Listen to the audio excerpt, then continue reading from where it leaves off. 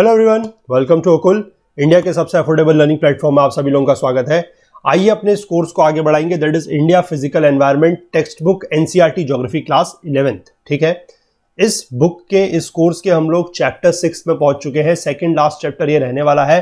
5 chapter इसके अभी तक हम लोग कंप्लीट कर चुके हैं और आप लोगों को आई होप की चीजें पसंद आ रही होंगी। पिछला चैप्टर जो था that was on natural vegetation को लेकर हमने बात की थी, उसमें कुछ वाइल्ड लाइफ को लेकर हमने बात की थी और हमने आपको ये चीज बताई थी कि वहां पर जितनी चीजें दी गई थी, खासकर वाइल्ड लाइफ की अगर मैं बात करूं तो जितना बायोस्फीयर रिजर्व वगैरह के बारे में थोड़ा थोड़ा दिया गया था, वो मैंने आपको उसमें स्पीशीज वगैरह दिखाने की कोशिश की थी। तो उसके बारे में मैंने आपको बताया था कि जो ज्यादा होगा, मतलब जो एक्स्ट्रा इन्फॉर्मेशन और है या जो उससे रिलेटेड चीजें और हैं, वो अपने हम इकोलॉजी एंड एनवायरनमेंट का जो कोर्स आएगा उसमें उस चीजों को पढ़ेंगे। ठीक है, क्योंकि वहां पर ज्योग्राफी में उसको उतना ही रखना सही है, क्योंकि ज्यादा अगर हम करेंगे तो फिर वो बहुत ज्यादा हो जाता है, उसके स्कोप से बाहर हो जाएगा। तो इसलिए हमने उसको वहां पर उतना ही रखा है। बाकी हम जो इसका पार्ट है वो अपने इकोलॉजी एंड एनवायरनमेंट का जो कोर्स जो कि बहुत जल्द आने वाला है, उसमें हम उस चीजों को स्टार्ट करेंगे और वहां पर हम उस चीजों को अच्छे से देखेंगे। ठीक है, तो अभी तक जो लोग इन कोर्स को फॉलो कर रहे हैं, जिनको वीडियो सीरीज पसंद आ रही हैं, वो लोग प्लीज लाइक करें, ज्यादा से ज्यादा शेयर करें, क्योंकि हमें कुछ चीजें ऐसी पता लगी हैं कि लोगों से मतलब ये जानने को मिला है कि लोगों को ये लगा कि उनके पास अगर अच्छा कंटेंट आ रहा है तो उन्होंने चीजों को ज्यादा शेयर नहीं किया। ठीक है, ये इन्फॉर्मेशन हमें मिली है कि लोगों को ऐसा लगा कि अगर चीजें उनको मिल गई हैं तो इसको शेयर करने की कोई जरूरत नहीं है। ठीक है, ये स्वार्थ वाली भावना जो कुछ लोगों ने दिखाई है वो अच्छी बात नहीं है। मैं कहूंगा कि प्लीज इस तरीके की हरकतें ना करें, इस तरीके की सोच ना रखें। आप लोगों को अगर कंटेंट मिल रहा है तो प्लीज इसको ज्यादा से ज्यादा शेयर करें। ठीक है, अगर स्वार्थ की भावना की दिखाने वाली बात होती तो फिर वही बात है कि आप लोगों को इस तरीके से जो वीडियोस हैं वो नहीं मिल रहे होते। ठीक है, क्योंकि अगर हमने भी अगर ये सोचना शुरू कर दिया होता है कि अगर अच्छा कंटेंट बन रहा है तो हम आप लोगों को फ्री में क्यों दें, ठीक है ना, जिसको जरूरत होगी वो पैसे से खरीदेगा। तो ये सोच अगर हम लोग भी रखेंगे तो फिर आप समझ सकते हैं कि मतलब अच्छी बात नहीं है। ठीक है, ऐसा मत करें। कंटेंट आप लोगों को मिल रहा है तो ज्यादा से ज्यादा शेयर करें, ज्यादा से ज्यादा लाइक करें, क्योंकि एक हेल्दी कंपटीशन होना चाहिए, एक फ्री एंड फेयर कंपटीशन जो है वो होना चाहिए। सब लोगों के पास बराबर रिसोर्सेज होने चाहिए, तभी तो लड़ाई में आप कहेंगे या तभी आप कहेंगे कंपटीशन में जो है वो मजा है। अगर सामने वाले के पास रिसोर्सेज ही नहीं है और फिर आप उसको अपनी पावर दिखा रहे हैं तो इसका कोई मतलब नहीं है। ठीक है, इसीलिए कहा जाता है कि निहत्तों के ऊपर वार नहीं किया जाता। तो पहले आप सक्षम बने। ठीक है, आप दोनों लोग हैं, जो भी लोग हैं, जितने भी, मतलब मैं कहूंगा कि ज्यादा से ज्यादा लोग हैं, आप लोगों के दोस्त हैं, जो भी हैं, आप पढ़ रहे हैं, आपके दोस्तों को भी आप शेयर करें, अपने कलीग्स को भी शेयर करें और उसके बाद फिर आप लोग चीजों को अच्छे से समझें और अपने बीच में एक हेल्दी कंपटीशन को बनाएं। ठीक है, सिर्फ स्वार्थ की भावना से चीजों को अपने पास रख के बच बैठ जाए। ठीक है, चलिए, और बाकी जो लोग चैनल पर नए हैं उनसे मैं रिक्वेस्ट करूंगा कि वो लोग चैनल को जरूर सब्सक्राइब कर लें, बेल आइकन प्रेस कर लें, सो दैट की वीडियोस की नोटिफिकेशंस वगैरह जो है वो मिस आप लोगों से बिल्कुल भी ना हो। ठीक है, चलिए, और बाकी जैसे मैं आप लोगों को बता रहा हूं कि हमारे इस मिशन में आप लोग अपना साथ दीजिए। कुछ लोग दे रहे हैं, जो लोग कंट्रीब्यूट वगैरह कर रहे हैं उनके लिए बहुत बहुत धन्यवाद उन सभी लोगों को। और बाकी लोगों से ही मैं रिक्वेस्ट करूंगा कि प्लीज आप लोग भी कीजिए। ठीक है, कोई ऐसा बहुत बड़ा कंट्रीब्यूशन अभी तक हमारे पास नहीं है, लेकिन फिर भी हम लोग कोशिश कर रहे हैं कि आप लोगों के लिए चीज़ों को थोड़ा सा और बढ़ाने की, थोड़ा सा नोट्स क्विजेज वगैरह एटलीस्ट प्रोवाइड करने की और कुछ और भी नए कोर्सेज लाने के बारे में सोच रहे हैं। तो थोड़ा सा आप अपना इस मिशन में हमारा साथ दीजिए, सहयोग कीजिए। जितना ज़्यादा आप लोग साथ देंगे, जितना कंट्रीब्यूट करेंगे, उतना ही फायदा आप लोगों को इसका होगा। ठीक है, स्कैन एंड पे का ऑप्शन है, यूपीआई आईडी भी दी गई है नीचे, okul@axis बैंक। बाकी अगर कोई इंटरनेट बैंकिंग के माध्यम से या डेबिट कार्ड, क्रेडिट कार्ड के माध्यम से पेमेंट करने के इच्छुक है तो उनके लिए जो लिंक है वो भी नीचे डिस्क्रिप्शन बॉक्स में दिया गया है। ठीक है, चलिए तो स्टार्ट करते हैं आज का पार्ट, चलते हैं अपनी बुक की तरफ। देखिए, आज जो हमें चैप्टर स्टार्ट करना है दैट इज चैप्टर 6 और चैप्टर 6 आपका रहने वाला है सॉइल्स के ऊपर। ठीक है, देखिए क्या लिखा गया है यहां पर। Have you ever thought about the most important factor which supports trees, grasses, crops and numerous life forms over the earth surface. जो सॉइल है, जो मिट्टी है, वो एक तरीके से आप कह सकते हैं सबसे ज्यादा इंपॉर्टेंट है। ठीक है, अगर मिट्टी नहीं होगी तो कोई ट्री ग्रो नहीं कर सकता, कोई ग्रास ग्रो नहीं कर सकती, कोई क्रॉप ग्रो नहीं कर सकते, और काफी सारे जो लाइफ फॉर्म्स हैं, ठीक है, जो मिट्टी में रहते हैं, जो मिट्टी पर डायरेक्टली डिपेंड करते हैं, वो भी सर्वाइव नहीं कर सकते। ठीक है, can one grow a blade of grass without leaf, sorry without soil. तो लिखा गया है कि क्या एक ब्लेड ऑफ ग्रास मतलब होता है जैसे कोई घास है, उसका एक इस तरीके से होता है ना, ऐसे पत्ता। ठीक है, इसको बोला जाता है ब्लेड ऑफ ग्रास। ठीक है, इसको लीफ ऑफ ग्रास नहीं बोलते, ग्रास के केस में इसको बोला जाता है ब्लेड ऑफ ग्रास। ठीक है, तो क्या ये ब्लेड ऑफ ग्रास भी बिना मिट्टी के या बिना सॉइल के हो सकता है? पॉसिबल है? नहीं है। while some plants and organisms which are aquatic in nature can sustain in water, do they not derive nutrients from soil through water? ठीक है, तो ये बोला जा रहा है कि जो एक्वेटिक एनिमल्स हैं, यानी कि जो पानी में रहने वाले जंतु हैं, वो हालांकि पानी में रहते हैं, वो पानी में सस्टेन तो कर जाते हैं, लेकिन क्या वो वाटर के थ्रू सॉइल से या मिट्टी से न्यूट्रिएंट्स नहीं लेते हैं? बिल्कुल लेते हैं। ठीक है, अब आगे दिया गया है कि you will realise that soil is the most important layer of the earth's crust. जो हमारी अर्थ की क्रस्ट है, ठीक है, अर्थ क्रस्ट मतलब जो सबसे टॉप मोस्ट लेयर है, उसमें से जो सॉइल है वो उसकी सबसे ज्यादा द मोस्ट इंपॉर्टेंट लेयर है। It is a valuable resource. ठीक है, ये एक वैल्यूएबल रिसोर्स है। The bulk of our food and much of our clothing is derived from land based crops that grow in the soil. तो हमारा जो food है, यानी कि जो हमारा खाने के लिए जितने भी फूड क्रॉप्स वगैरह हैं वो, और काफी सारा हमारा क्लोथिंग, क्योंकि क्लोथ हमारा किससे बनता है? क्लोथ हमारा कॉटन से बनता है। जनरली अगर आप देखें तो कुछ ऐसे फाइबर से बनता है, जो सारे के सारे लैंड बेस्ड क्रॉप्स हैं, और ये किसकी उसमें उगते हैं? सॉइल की वजह से। सॉइल में उगते हैं, सॉइल की वजह से उगते हैं। अगर सॉइल नहीं होगी, ये क्वालिटी ऑफ सॉइल अच्छी नहीं होगी, तो ये इस तरीके के जो फूड वगैरह है वो हम लोगों को नहीं मिल पाएगा। जो अलग अलग टाइप की क्लोथिंग्स हम लोगों को मिलती है, अलग अलग फाइबर हम लोगों को मिलता है, वो नहीं मिल पाएगा। The soil on which we depend so much for our day to day needs has evolved over thousand of years. तो ये सॉइल जो है इवॉल्व हुई है ओवर थाउजेंड ऑफ ईयर्स, ये लगातार एक जैसी नहीं है। The various agents of withering and gradation have acted upon the parent rock material to produce a thin layer of soil। ठीक है, पेरेंट रॉक मटेरियल से ये सॉइल बनती है। ठीक है, और इसके ऊपर कौन काम करता है? जो विदरिंग एजेंट्स हैं वो, और जो ग्रेडेशन एजेंट्स हैं वो। ठीक है, विदरिंग का मतलब आप लोगों को पता है कि छोटे छोटे ब्लॉक्स में टूटना। ठीक है, छोटे पार्ट्स में टूटना। जैसे मान लीजिए कोई बड़ा रॉक है, उसके ऊपर जो विदरिंग एजेंट्स हैं, जैसे कि आपका टेम्परेचर है, आपका प्रेशर पड़ रहा है, वो है आपका वाटर है, आपका मान लीजिए एयर का प्रेशर है, तो ये सारे के सारे एक्ट करते हैं एज अ विदरिंग प्रोसेस। ठीक है, और विदरिंग का मतलब क्या होता है आप लोगों को पता होगा, अगर आप लोगों ने फंडामेंटल्स ऑफ फिजिकल ज्योग्राफी जो पहली वाली बुक है क्लास 11th की, अगर वो पढ़ के आए हैं आप लोग, तो विदरिंग के बारे में आप लोगों को पता होगा। वहां पर हमने चीज़ें बड़े डिस्कस करी हैं बहुत डिटेल में। ठीक है, फिलहाल विदरिंग अगर जिस लोगों ने वो चीज़ नहीं पढ़ी है या जिनको थोड़ा बहुत आइडिया नहीं है तो उनके लिए बता दूं, विदरिंग का मतलब होता है ब्रेकिंग इनटू स्मॉल पार्ट्स। ठीक है, ब्रेक इनटू स्मॉल पार्ट्स, यानी कि छोटे छोटे टुकड़ों में। अगर कोई पेरेंट रॉक बड़ा है और वो छोटे टुकड़ों में टूट रहा है, और धीमे धीमे क्या होगा कि वो फिर मिट्टी बन जाएगा, सॉइल बन जाएगा। ठीक है, तो इसके ऊपर जो विदरिंग एजेंट्स है और जो ग्रेडेशन एजेंट्स है वो काम करते हैं, और ये पेरेंट रॉक से, ठीक है, पेरेंट रॉक मटेरियल से थिन लेयर ऑफ सॉइल बनती है काफी सालों के बाद। ठीक है, soil is a mixture of rock debris. ठीक है, जो रॉक है, जो पेरेंट रॉक है, उसका डेब्रिस, डेब्रिस मतलब एक तरीके से कह सकते हैं उसका जो चूरा है वो, ठीक है, डिग्रेडेड पार्ट, और organic material which develops on the earth surface। ठीक है, सॉइल क्या है? Soil is a mixture of rock debris and the organic material. The major factors affecting the formation of soil क्या क्या है? देखिए, relief, parent material, climate, vegetation and other life forms and time. चलिए, अब अगर आप लोगों ने यहाँ पर class 11th fundamentals of physical geography पढ़ी है, तो आप लोगों को एक चीज का आइडिया होगा कि जो ये फैक्टर्स दिए गए हैं ये दो टाइप के होते हैं। One is your active factors और दूसरे होते हैं पैसिव फैक्टर्स। सॉइल फॉर्मेशन की बात कर रहा हूं मैं। ठीक है, फैक्टर्स यही वाले हैं जो यहाँ पर दिए गए हैं, relief, parent material, climate, vegetation and other life forms. ठीक है, ये बेसिकली आपके बायोलॉजिकल फैक्टर्स हैं, and the last one is time. ये 5 फैक्टर हैं। इनमें से कौन से एक्टिव है, कौन से पैसिव है, ये आप मुझे बताइएगा। ठीक है, क्योंकि वो पूरी की पूरी बुक कवर करने के बाद अगर आप लोग यहाँ पर आए हैं तो आप इसका जवाब बड़े आसानी से दे देंगे, और अगर नहीं करके आए हैं तो करके आनी चाहिए। मैं ये कहूंगा कि करके आनी चाहिए वो बुक। अब हर चीज में आपको यहाँ पर बताऊंगा तो कोई फायदा नहीं है, इसीलिए वो बुक पहले की जानी चाहिए। ठीक है, कुछ लोगों से हमें ये पता लगा है कि उनके स्कूलों में ये वाली बुक पहले कराई जा रही है। आई डोंट नो क्या लॉजिक है इसके पीछे। ठीक है, हमेशा कहीं भी है, कोई भी है, तो वो बुक को पहले पढ़ाएं। ठीक है, कोई भी अगर मेरी बात को सुन रहा है, मेरी बात को समझ रहा है, तो मैं कहूंगा कि कंसेप्ट उस बुक में है पहले। ठीक है, फंडामेंटल्स ऑफ फिजिकल ज्योग्राफी उसका नाम है, तो पहले आप फिजिकल ज्योग्राफी के फंडामेंटल्स बेसिक को समझें, उसके बाद उसको आप यहां पर आके अप्लाई करें इंडिया फिजिकल एनवायरनमेंट में। ठीक है, तो जो लोग उसको पढ़ के आए हैं वो लोग प्लीज मुझे ये बताइएगा कि ये जो 5 फैक्टर्स यहाँ पे दिए गए हैं, relief, parent material number 2, climate 3, vegetation and other life forms जो है ये 1 है, that is your biological factor, और 5वां फैक्टर है टाइम। इनमें से कौन से एक्टिव है, कौन से पैसिव है, ये मुझे बताइएगा। और एक्टिव पैसिव का मतलब क्या है, अगर किसी को ये पता लगता है तो ये भी बताइएगा। ठीक है, चलिए इसको हम कमेंट्स में डिस्कस करेंगे, आप कमेंट सेक्शन में बताइएगा मुझे। Besides these human activities also influence it to a great extent, large extent, ठीक है। Components of the soil are mineral particles, humus, water and air.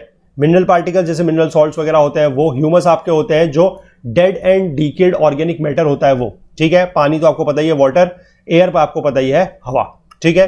The actual amount of each of these depends upon the type of soil. तो actual amount जो है वो depend करता है कि कहां पर मिनरल ज्यादा है, कहीं पर ह्यूमस ज्यादा है। हर जगह पर हर टाइप की सॉइल में जो है वो सेम नहीं होता। Some soils are deficient in one or more of these while there are some others that have varied combinations. वही मैं कह रहा हूं कि किसी में कुछ चीज कम होगी, किसी में कुछ चीज ज्यादा होगी, कुछ वेरिएबल कॉम्बिनेशन जो है वो होगा। हर जगह हर सॉइल में जो है चीजें एक जैसी नहीं होंगी, ठीक है। इसके बाद आगे क्या दिया गया है कि have you ever dug a pit in the field of your school to plant a tree while celebrating Van Mahotsav. तो ये बेसिकली लिखा गया है कि कभी आपने अपने स्कूल में वन महोत्सव सेलिब्रेट करने के टाइम पर कभी पेड़ उगाने के लिए गड्ढा किया है क्या, ठीक है। चलिए छोड़ दीजिए स्कूल की बात, अगर नहीं भी किया है तो आपने कभी कोई गड्ढा खुदा हुआ देखा जरूर होगा, ठीक है। गड्ढा मतलब छोटा नहीं, 5-6 फीट लगभग।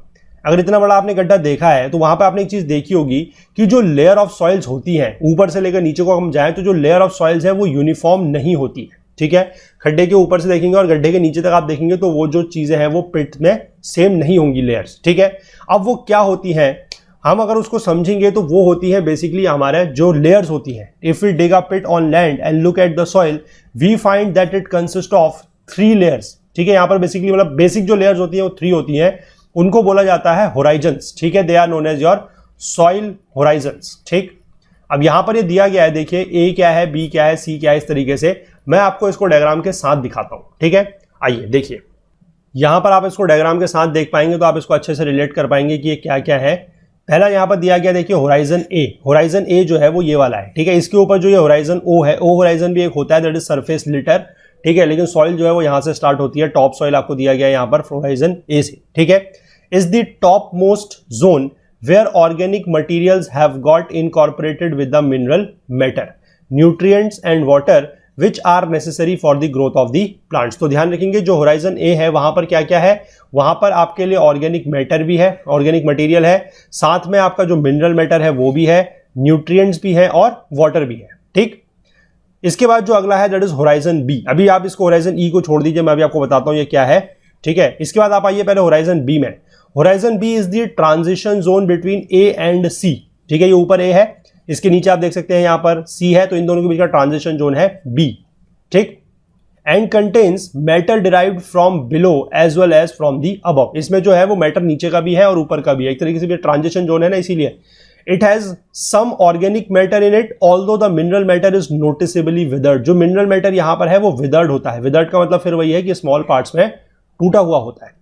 इसके बाद देख लीजिए आप जो नीचे वाला है that is horizon C is composed of the loose parent material. आप यहां पर देख सकते हैं ये पेरेंट मटेरियल है, ये नीचे भी बेडरॉक है और बेडरॉक का ही जो पार्ट टूटा हुआ है that is your parent material, ये है वहां पर, ठीक है।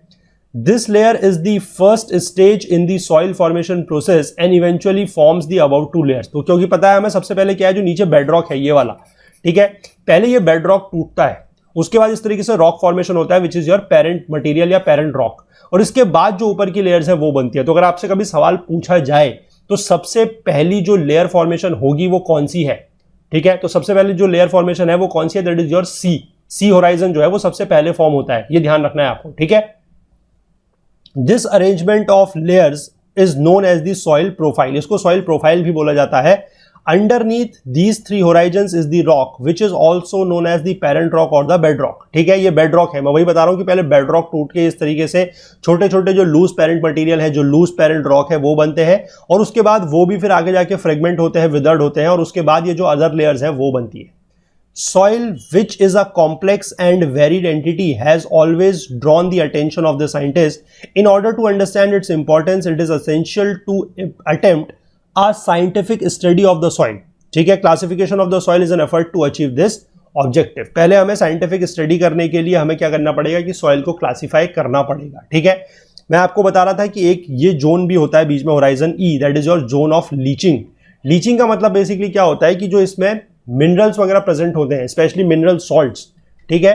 वो मिनरल सॉल्ट्स क्या होता है कि पानी जब इसमें ऊपर से आएगा, ठीक है, मिनरल सॉल्ट्स होते हैं, तो जब इसमें ऊपर की तरफ से पानी आएगा तो वो मिनरल सॉल्ट्स धीमे धीमे क्या होंगे, इससे नीचे चले जाएंगे, ठीक है। नीचे चले जाएंगे पानी के साथ साथ, तो उसी प्रोसेस को बोला जाता है लीचिंग, ठीक है, और खासकर बोला जाता है लीचिंग ऑफ सॉल्ट्स या लीचिंग ऑफ न्यूट्रिएंट्स। तो बेसिकली ये जो ई लेयर है बीच में, यहां पर होता है जोन ऑफ लीचिंग। यहां पर जोन ऑफ लीचिंग मतलब यहां पर जितना भी आपका मटेरियल है, स्पेशली जो सॉल्ट्स वगैरह है, मिनरल सॉल्ट्स, वो यहां से फिल्टर होकर नीचे चले जाते हैं, ठीक है। This is your zone of leaching, ठीक। चलिए अब इसके बाद क्लासिफिकेशन वगैरह की बात है, तो चल के वापस अपनी बुक में देखते हैं इसको हम। देखिए, क्लासिफिकेशन ऑफ सॉइल्स।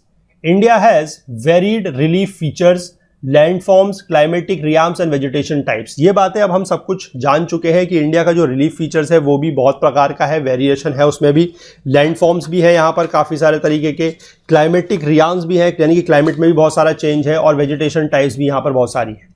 तो these have contributed in the development of various types of soils in India. इसी की वजह से क्या है कि इंडिया में बहुत टाइप की सॉइल्स हैं। एंशिएंट टाइम्स में हम बात करें तो सॉइल्स केवल दो टाइप से क्लासिफाई की जाती थी, दो मेन ग्रुप्स में। एक हुआ था उर्वरा, दूसरा होता था उसरा, ठीक है। उर्वरा का मतलब है फर्टाइल, उपजाऊ जिसको बोलते थे, और उसरा का मतलब था स्टेराइल यानी कि बंजर, ठीक है।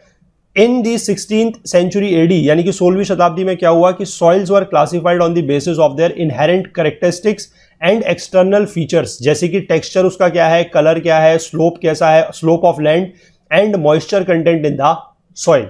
इनकी वजह से फिर सॉइल को क्लासिफाई किया जाने लगा 1600 वाले सन में, मतलब 16वीं शताब्दी में। Based on texture main soil जो है उनको आइडेंटिफाई किया गया as a sandy, clayey, silty और लोम, ठीक है। इसमें से बेसिकली आपको बता दूं कि ये पार्टिकल के साइज के ऊपर डिपेंड करता है। सैंड सबसे बड़ा पार्टिकल है, क्ले सबसे छोटा पार्टिकल है, ठीक है। और लोम तो बेसिकली एक तरीके से, और जो सिल्ट होता है वो इसके बीच में है, और जो लोम है वो इन तीनों का कॉम्बिनेशन होता है, ठीक है। आप कहीं पर भी अगर पढ़े लोमी सॉइल तो समझ जाइएगा कि उसमें सैंड, सिल्ट और क्ले तीनों के पार्टिकल है। क्ले का जो पार्टिकल है this is your smallest particle, ठीक है। सैंड का जो पार्टिकल है दिस इज योर लार्जेस्ट या फिर बिगेस्ट पार्टिकल, ठीक है। और ये सिल्ट जो है इन दोनों के बीच में लाई करता है, ठीक है। और इसको कलर के बेसिस में भी आइडेंटिफाई किया जाने लगा, that is red, yellow and black, ठीक है। आगे देखिए इसके बाद क्या हुआ है, since independence scientist surveys of soils have been conducted on various agencies, जैसे कि सॉइल सर्वे ऑफ इंडिया ने एस्टैब्लिश 1956 में, इसने कुछ कॉम्प्रिहेंसिव स्टडीज की है of soils in the selected areas, जैसे कि दामोदर वैली, जहां पर हमारी दामोदर नदी की घाटी है वहां पर, ठीक है। इसके बाद एक है national bureau of soil survey and the land use planning, an institute under the control of ICAR, that is Indian council of agricultural research. इन्होंने भी बहुत सारी स्टडी की है ऑन इंडियन सॉइल्स के ऊपर।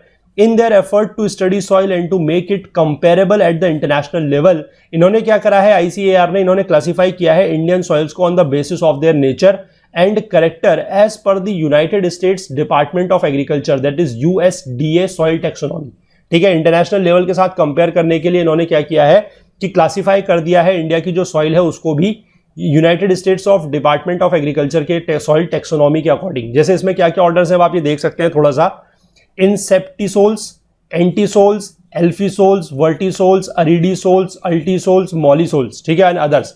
ये इसमें 8 कैटेगरी है, इनके 8 ऑर्डर है, उसके अकॉर्डिंग इन्होंने यहां पर दिया गया है।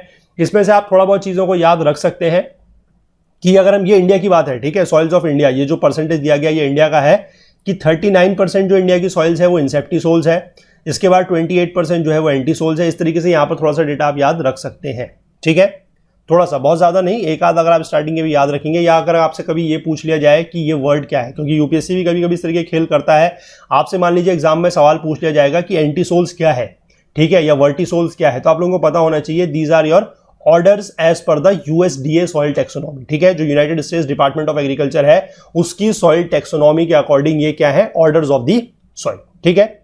चलिए आगे देखते हैं, on the basis of genesis. Genesis का मतलब होता है इनके ओरिजिन के आधार पर या इनकी उत्पत्ति के आधार पर जो colour and composition and location, जो सॉइल्स ऑफ इंडिया है उनको क्लासिफाई किया गया है 8 तरीके से, यानी कि 8 टाइप ऑफ सॉइल्स इंडिया में है, 8 टाइप्स ऑफ सॉइल्स। क्या क्या है देखिए, alluvial soil, black soil, red and yellow soil, laterite soil, arid soil, saline soil, PT soil and forest soil, ठीक है। तो इनको हम धीमे धीमे करके कवर करेंगे, थोड़ा सा मैप को साथ में लेके चलेंगे। यहां पर तो क्या है कि मैप साथ में नहीं दिया गया है, ठीक है, एरियाज दिए गए हैं, यहां पर लिखे गए हैं, लेकिन मैप आपको अगले पन्ने में देखने को मिलेगा। तो मैंने इसको फिर से थोड़ा सा चेंज करके आप लोगों की सुविधा के लिए ऐसा करा है कि इसको मैंने फिर से थोड़ा सा मॉडिफाई किया है टेक्स्ट और मैप को, और ताकि दोनों चीजों को एक साथ मैं दिखा सकूं। ठीक है, तो चलिए इसको वहीं से हम लोग कवर करते हैं। 8 टाइप की सॉइल है, इसमें से हम 3 आज कवर करेंगे, बाकी जो है फिर वो अगले पार्ट में कंटिन्यू करेंगे। ठीक है, चलिए तो चलते हैं वहां पर, देखते हैं मैप के साथ इन चीजों को। आइए देखिए, सबसे पहली टाइप ऑफ सॉइल है एलुवियल सॉइल।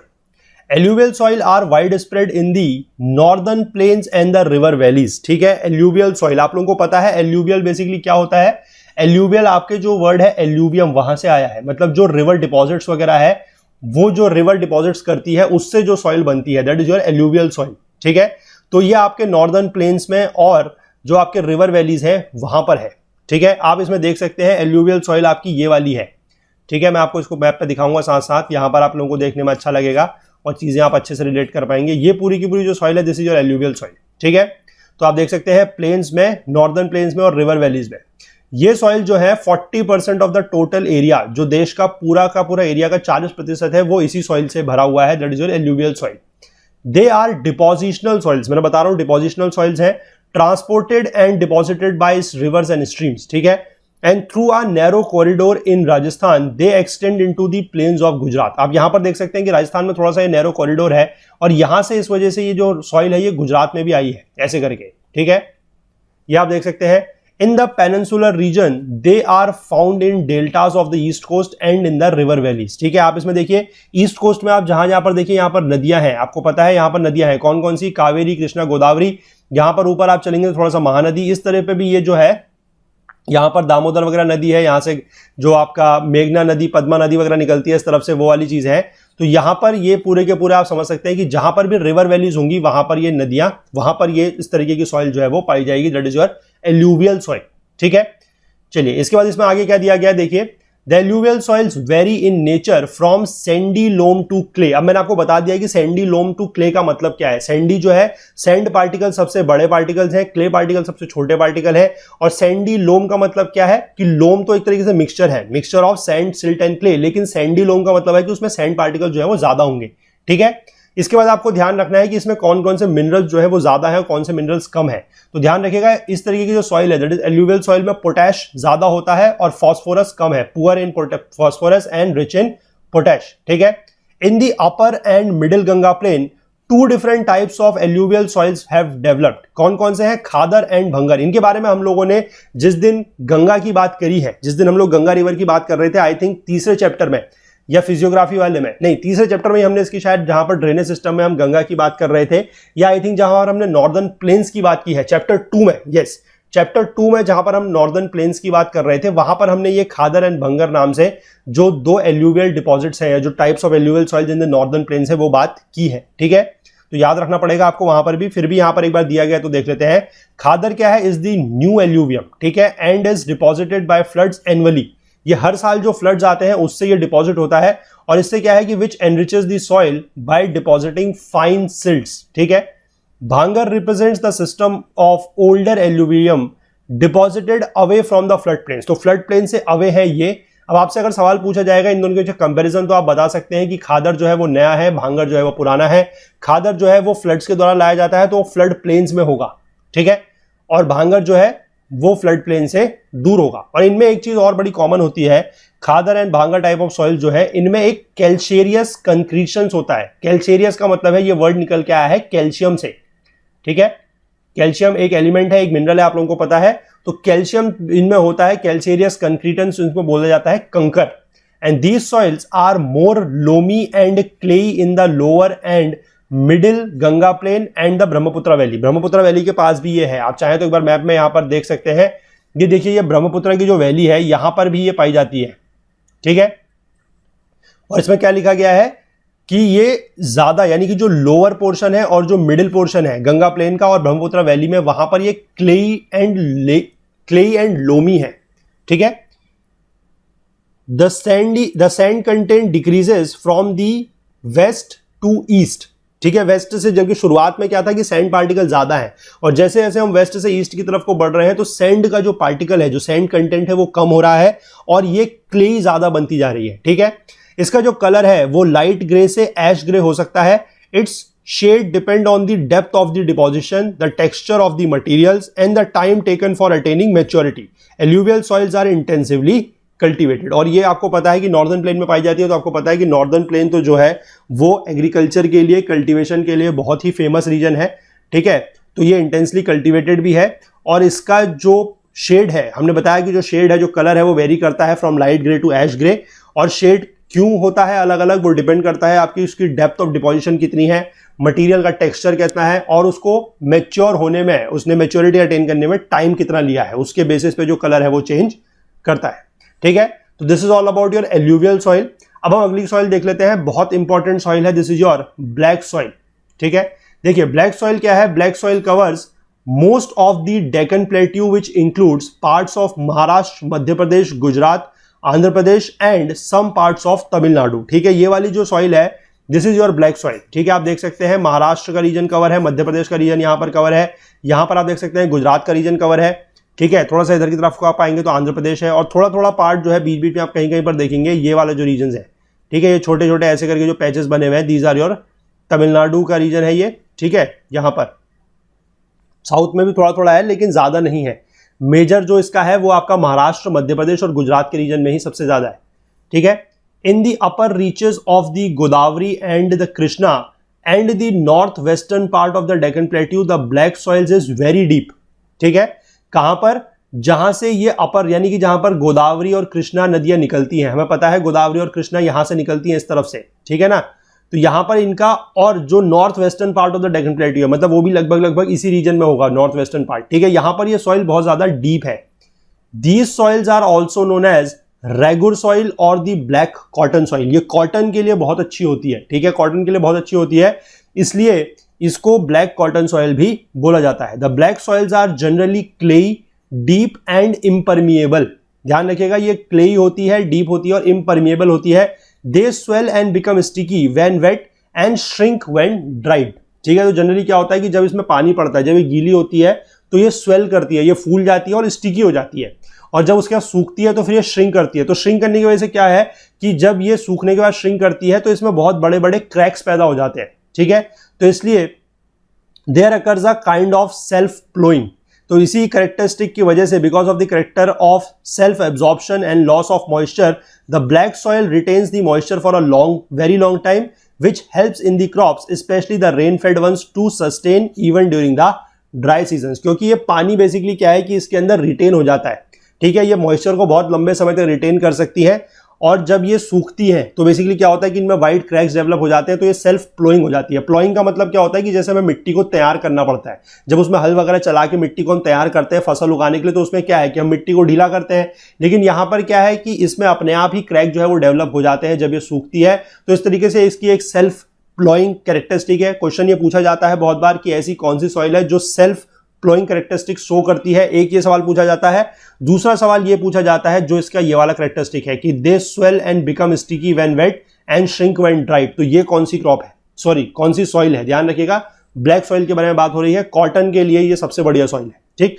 आगे देख लीजिए, chemically the black soils are rich in lime. ये किस में रिच है ये देखना पड़ेगा आपको। हर सॉइल के लिए आपको ये पता होना चाहिए कि सॉइल किस में रिच है और कौन सा उसमें जो एलिमेंट है, जो मिनरल है वो कम है, ठीक है। तो अब यहां पर देख लीजिए, it is rich in lime, iron, magnesia and alumina, इन सब में ये ज्यादा है, और इसमें पोटैश भी है, ठीक है। लेकिन ये लैक किस में कर रही है, फॉस्फोरस में, नाइट्रोजन में एंड ऑर्गेनिक मैटर में। And the colour of the soil ranges from deep black to grey, ठीक है। ये एलिमेंट्स आप लोगों को ध्यान जरूर रखने पड़ेंगे कि कौन से एलिमेंट्स जो है वो किस सॉइल में ज्यादा है, किस सॉइल में कम है। तो जैसे हमने बात की थी एल्यूवियल सॉइल में कि एल्यूवियल सॉइल में पोटैश ज्यादा है, फॉस्फोरस कम है। सिमिलरली ब्लैक सॉइल में हम बात कर रहे हैं कि लाइम ज्यादा है, लाइम मतलब चूना, ठीक है, आयरन ज्यादा है, मैग्नीशिया ज्यादा है और एल्यूमिनिया ज्यादा है, ठीक है। और पोटैश भी है, लेकिन इसमें नाइट्रोजन नहीं है, ऑर्गेनिक मैटर नहीं है और फॉस्फोरस नहीं है। मतलब है नहीं का मतलब कम है, लैक है, ठीक है। ऐसा नहीं है कि बिल्कुल नहीं होता, थोड़ा थोड़ा तो हर चीज ही होती है,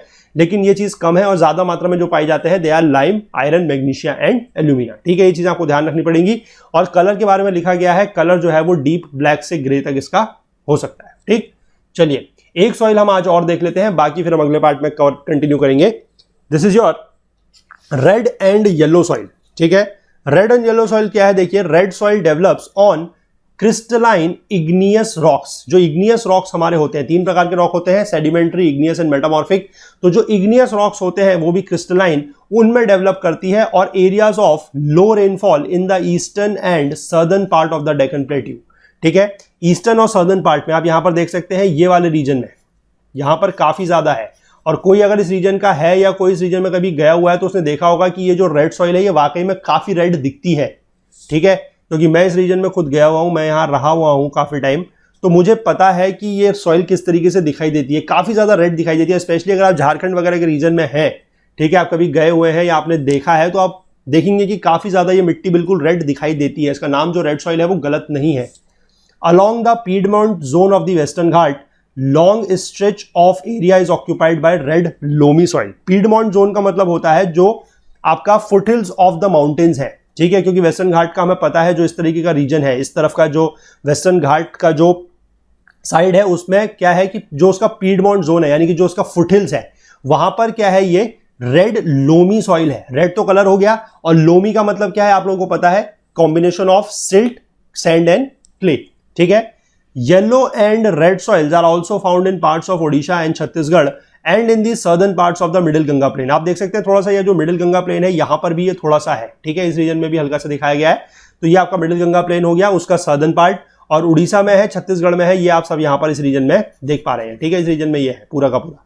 इसके बाद the soil develops a reddish colour due to the wide diffusion of iron in crystalline and metamorphic rocks. ये ध्यान रखना है कि रेड कलर क्यों है। रेड कलर इसका है आयरन की वजह से।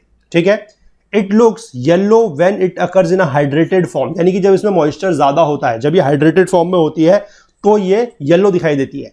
The fine grained red and yellow soils are normally fertile. ये नॉर्मली फर्टाइल होती है, whereas coarse grained soils found in dry upland areas are poor in fertility. तो आपको ध्यान रखना पड़ेगा कि यहां पर भी ये 2 पार्ट हो गए। ठीक है, एक तो है फाइन ग्रेन्ड, दूसरा है कोर्स ग्रेन्ड। जो फाइन ग्रेन्ड है वो तो काफी ज्यादा फर्टाइल है, ठीक है, काफी ज्यादा उपजाऊ है, लेकिन जो कोर्स ग्रेन्ड सॉइल्स है जो अपलैंड एरियाज में पाई जाती है वो थोड़ा सा फर्टिलिटी उसकी अच्छी नहीं है। और किस चीज में ये पुअर है ये आप देख सकते हैं, they are poor in nitrogen, phosphorus and humus. और रिच ये किस में होंगे, ये सबसे ज्यादा रिच होंगे आपके आयरन में। आयरन में सबसे ज्यादा रिच होते हैं, नाइट्रोजन, फॉस्फोरस और ह्यूमस में ये पुअर है। Humus is nothing but your dead and decaying part of the organic matter. ठीक है, तो ये 3 सॉइल्स हमने पढ़ ली, किस किस रीजन में है ये भी हमने मैप में साथ साथ देख लिया है। बुक से भी हम इसको कर सकते थे, लेकिन बात वही है कि बुक में फिर ये मैप आपको इस तरीके से अगल बगल दिखाई नहीं देता, तो थोड़ा सा रिलेट करने में प्रॉब्लम होती है। जैसा आप लोगों का फीडबैक था, पिछले एक चैप्टर से हमने थोड़ा सा चीजों को बदल के करने की कोशिश की है, तो इसलिए यहां पर मैं इसको इसलिए लेके आया ताकि आप लोगों को ये मैप जो है अगल बगल दिख सके और आप चीजों को अच्छे से रिलेट कर पाए। ठीक है, तो आई होप आपको ये चीज पसंद आएगी। तो फिलहाल हम इसको यहीं पर स्टॉप करते हैं आज का लेक्चर। बाकी जो सॉइल्स बची हुई हैं और थोड़ा सा कंसेप्ट और है उसको हम अगले पार्ट में देखेंगे। हो सकता है कि अगले पार्ट में चैप्टर कंप्लीट हो जाए, नहीं तो हम एक पार्ट और कर लेंगे, कोई दिक्कत नहीं है। ठीक है, चलिए, तो आई होप आप लोगों को ये लेक्चर पसंद आया होगा। बहुत लंबा लेक्चर नहीं था, लेकिन काफी अच्छा लेक्चर था, काफी इंपॉर्टेंट लेक्चर था। आप लोगों को सॉइल्स के प्रोफाइल या सॉइल्स के होरिजन के बारे में जानने को मिला, और उसके बाद आप लोगों को ये जानने को मिला 3 सॉइल के बारे में हमने बात कर ली, alluvial soil, black soil, red and yellow soil. ठीक है, इसके बाद जो बाकी टाइप्स ऑफ सॉइल्स हैं उनको अगले पार्ट में हम लोग कवर कर लेंगे, और थोड़ा सा कंसेप्ट्स और हैं वो भी हम वहां पर देख लेंगे। तो फिलहाल जिन लोगों को चीजें पसंद आ रही हैं वो लोग प्लीज लाइक जरूर करें, ज्यादा से ज्यादा शेयर करें, अपने तक चीजों को सीमित ना रखें। ठीक है, अगर इस तरीके की भावनाएं आप लोगों के मन में होंगी या इस तरीके की अगर चीजें आप लोग करेंगे तो फिर वो अच्छी बात नहीं है। फिर आप समझ सकते हैं कि अगर हम भी स्वार्थ दिखाएंगे तो फिर वो अच्छा नहीं होगा। ठीक है ना, तो ऐसा मत कीजिए, चीजें आप लोगों को मिल रही हैं, ज्यादा से ज्यादा शेयर कीजिए, सब लोग मिल बांट के पढ़िए, चीजें सीखिए, ज्ञान बांटने से ही बढ़ता है। ठीक है, तो ज्ञान को बांटते रहिए। और अगर आप हमसे कोई और बात शेयर करना चाहते हैं तो उसके लिए हमारी ईमेल आईडी का यूज आप कर सकते हैं, दैट इज okul.co@gmail.com। बाकी हमसे ज्यादा जुड़ने के लिए हमारा Facebook page, Twitter page, Telegram channel का यूज करें। और प्लीज मैं फिर से आप लोगों से गुजारिश करूंगा कि जितना भी हो सकता है थोड़ा बहुत आप लोग प्लीज कंट्रीब्यूट करने की कोशिश कीजिए। ठीक है, थोड़ा सा अपना योगदान कीजिए हमारे इस मिशन में, और जितना आप कंट्रीब्यूट करेंगे उसका फायदा आप लोगों को ही मिलेगा। कोशिश की जा रही है कि इस बुक से ही कुछ चैप्टर्स के जो नोट्स वगैरह हैं वो आप लोगों को प्रोवाइड कराए जाए। ठीक है, उस पर कुछ काम चल रहा है, अगर पॉसिबल होगा तो आप लोगों को 1 या 2 दिन के अंदर मतलब मिलने शुरू हो जाएंगे। मैं ये नहीं कहता कि सारे मिल जाएंगे, लेकिन 1 या 2 दिन में ये हो सकता है कि आपको 1 या 2 चैप्टर के नोट जो है वो शुरुआती रूप में मिल जाए। आप लोगों को एक तरीके से आइडिया लग जाएगा कि नोट्स क्या हैं, किस तरीके के हैं। ठीक है, होंगे पूरे के पूरे एनसीईआरटी बेस्ड ही, लेकिन चीजें जो है वो थोड़ा सा अच्छे से उसमें कवर की गई हैं जिस तरीके से हम लोग क्लास वगैरह में कवर कर रहे हैं। ठीक है, चलिए तो मिलते हैं अगले पार्ट में, तब तक के लिए अपना बहुत बहुत ध्यान रखिएगा। Please do take care of yourself. Thank you, have a nice day, bye bye.